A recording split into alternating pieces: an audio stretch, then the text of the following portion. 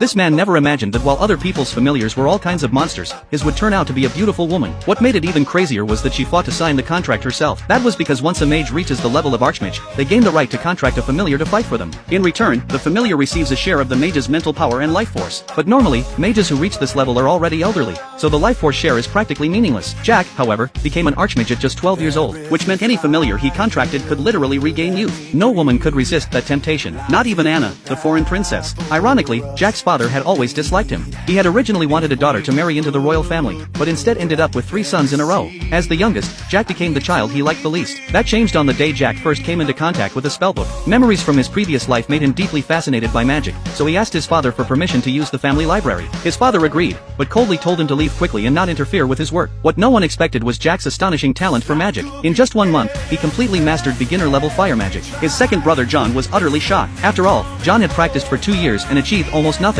The very next day, Jack borrowed a book on ice magic. When his father heard that Jack had learned magic, he demanded a demonstration. Watching Jack calmly freeze the book in his hand, his father gave rare praise. Then Jack casually added that he had learned ice magic that very day. Right after that, he unleashed the fire magic he was best at. All of it had been figured out through self-study. His father burst out laughing. He never expected a true genius to be born into their family. Not long after, Jack encountered a strange man on the road. This man could use 5 types of magic at once. Jack was stunned and immediately asked to become his disciple. The man casually gave him some guidance. Jack succeeded on his very first try and even applied what he learned creatively, attempting 3 different magic types at once. The only reason it failed was a lack of mana. Using multiple spells simultaneously consumed several times more mana than normal. The man then showed his true power. He could cast 13 types of magic at the same time, with a mana level reaching level 16. At that point, he officially accepted Jack as his student. Jack wasn't just young and talented, he was humble and genuinely eager to learn. However, the man said he was very busy. He tossed Jack a ring and vanished. Inside the ring was an enormous store of knowledge. With just a quick glance, Jack saw over 300 different spells. 1 month later, Jack's strength had increased dramatically. That was when John came to tell him he was getting married. The bride was a minor noblewoman,